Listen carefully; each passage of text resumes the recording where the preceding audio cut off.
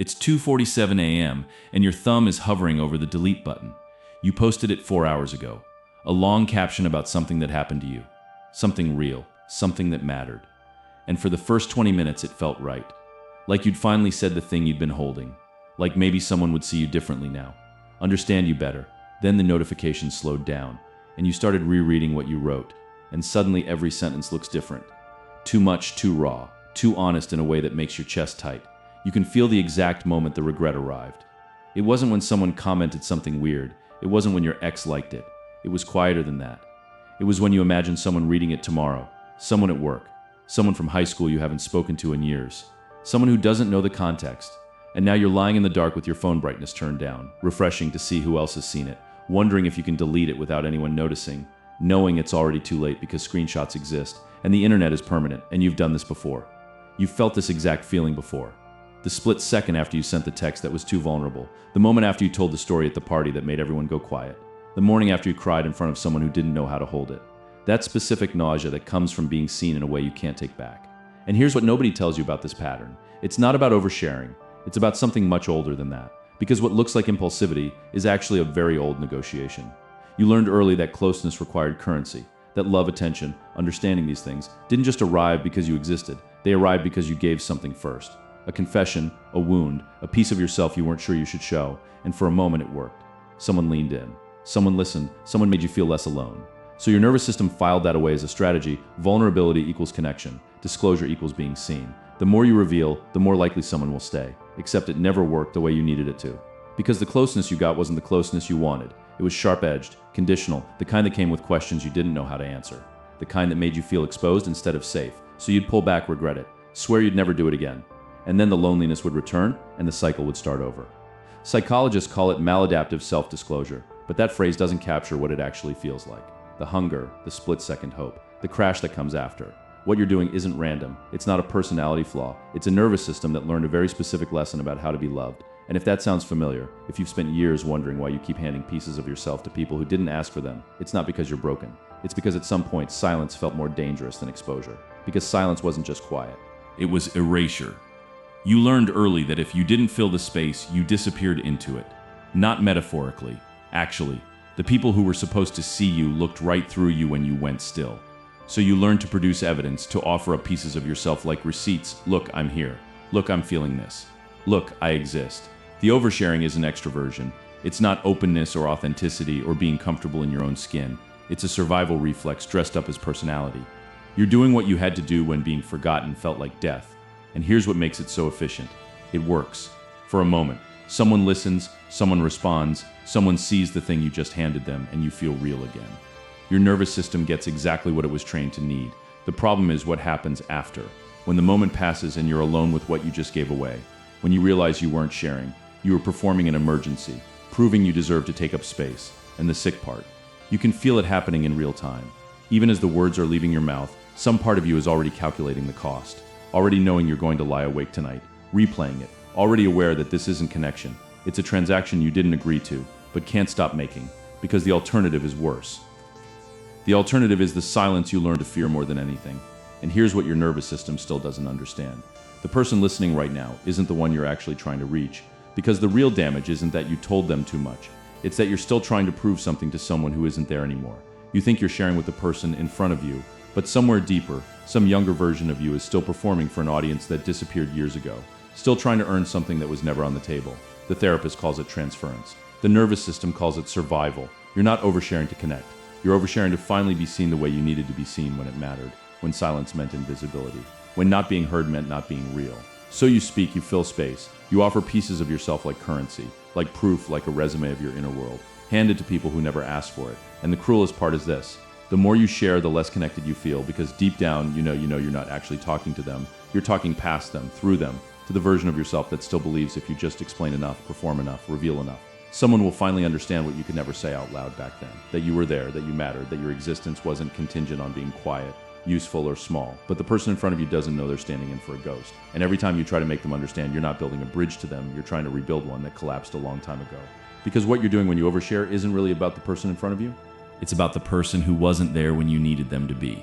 The parent who didn't ask, the friend who didn't notice, The version of yourself at 12 or 15 or 22 who sat alone with something too big to carry and had no one to hand it to? You're not just sharing information. You're trying to go back and fix the original wound. Every time you tell the story, your story, the thing that happened, the thing you've been carrying, you're unconsciously hoping that this time someone will respond the way you needed them to respond back then. This time, they'll say the right thing. This time, they'll see you. This time, it will finally be enough. Except it never is, because the person you're talking to now, no matter how kind or present they are, cannot retroactively become the person who should have been there years ago. They can't undo what wasn't given to you when your nervous system was still learning what safety felt like. This is what psychologists call repetition compulsion, the unconscious drive to recreate unresolved emotional experiences in the hope of a different outcome. You keep telling the story because some part of you believes that if you just tell it right, if you just find the right listener, the original pain will finally be witnessed and therefore healed. But here's the weight of it. No one in the present can retroactively parent the child you were. No amount of understanding now can fill the silence that shaped you then. And every time you hand the story to someone new, something else happens. Something you don't notice until it's already done, because you told it before you understood what it meant. You shared the wound while it was still open, and now it belongs to everyone who heard it. This is what people don't tell you about oversharing. It's not just that you revealed too much, it's that the act of saying it out loud to the wrong people at the wrong time changed how you feel about the thing itself. The memory gets contaminated, the experience becomes public property, and suddenly you can't think about that part of your life without also thinking about their faces when you told them. Their silence, their awkward laughter, the way they changed the subject. Your nervous system registers this as a violation, even if you were the one who spoke. Because on some level, you gave something sacred to people who weren't equipped to hold it. And now every time you remember what happened, you also remember the moment you made it small by trying to make it relatable, by turning your pain into content, by offering it up like proof of something you thought you needed to prove. The regret isn't about what you said, it's about what you can't unsay. It's about how the thing you shared now carries the weight of their response or their lack of one. How you can't separate the original experience from the moment you tried to make it digestible for people who were never going to understand it the way you needed them to. And the worst part isn't even that they didn't get it. It's that you start telling it the way they needed to hear it, because that's what happens when you turn a lived experience into a performance. The original moment, the raw, messy, unprocessed version of what actually happened to you, starts to blur. It gets written over. Not intentionally, not consciously, but every time you tell it, you're reinforcing the performed version, the one that got the reaction, the one that made sense to other people, and slowly, without noticing, that becomes the only version you can access. Your brain doesn't distinguish between memory and narrative. It consolidates what gets repeated, and you've been repeating the story, not the experience. So now when you try to go back, when you try to feel what you actually felt in that moment before you shared it, there's nothing there. Just the echo of how you described it, the metaphor you used, the way you framed it so they'd understand. You've narrated yourself out of your own past, and this is where the regret turns into something quieter and more permanent. Because it's not just about wishing you hadn't told them, it's about realizing you can't untell it. You can't unsay it. You can't get back to the version of the memory that was still yours, the one that didn't need to make sense to anyone else, the one that could contradict itself and stay unresolved and mean 6 different things depending on the day. You traded that for coherence, for a story that landed, and now you're left holding a memory that feels like it belongs to the audience more than it belongs to you. But the strangest part is that the audience doesn't even remember the story the way you do. They remember you, and that's the cruelest part. You wanted to be seen, that's why you said it. That's why you shared the thing you weren't supposed to share. You were reaching, you thought if you just told them enough, showed them enough, opened yourself wide enough, they'd finally understand who you actually were.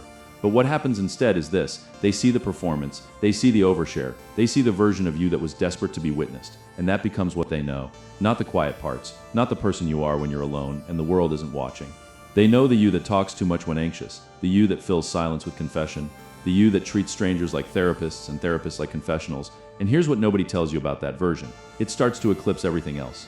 People remember the overshare. They remember the too muchness. They remember how uncomfortable they felt, how exposed you made yourself, how they didn't know where to look. And slowly, without anyone saying it out loud, that becomes your role, the one who overshares. The one who's a little too honest. The one you have to be careful around because they might say something that makes the room go quiet.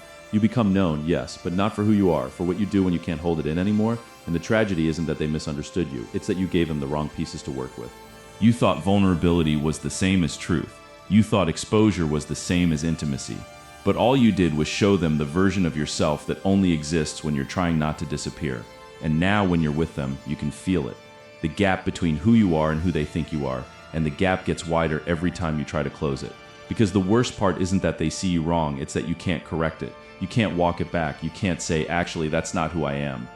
That's just who I become when I'm afraid of disappearing. The image is set, the impression is made, and now you're stuck being the person who said too much at the party, the one who made it weird, the one whose pain became everyone else's discomfort, and the isolation that comes from that is different than the isolation you started with. It's not the ache of being invisible, it's the ache of being seen for all the wrong things, of being remembered not for your depth, but for your desperation, not for your truth, but for your inability to keep it to yourself.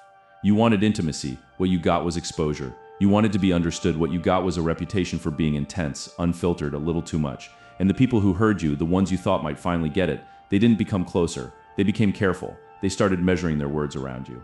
Started wondering if you were okay. Started treating you like someone who might crack at any moment.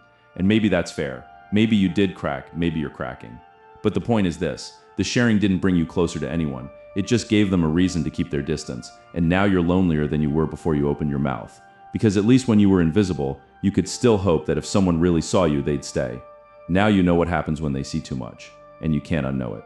And if you've ever felt that specific kind of loneliness, the kind that sits beside you even when you're talking to someone, it's not because you chose it, it's because you learned something very early. That the real you wasn't welcome. Not all at once, not in one dramatic moment, but in 1,000 small exchanges where your excitement was met with silence. Where your pain was inconvenient, where your needs made someone sigh. So you learned to trade yourself for proximity. You learned that the price of being included was performing a version of yourself that required no maintenance, no depth, no real needs. And the oversharing, it isn't rebellion. It isn't you finally being brave. It's what happens when the system breaks down, when the loneliness gets so unbearable that you try to force connection the only way you know how, by offering everything at once before the other person has a chance to leave. By pouring yourself out like proof, like evidence that you're worth staying for. But they weren't asking for everything. They wanted the version you've been performing.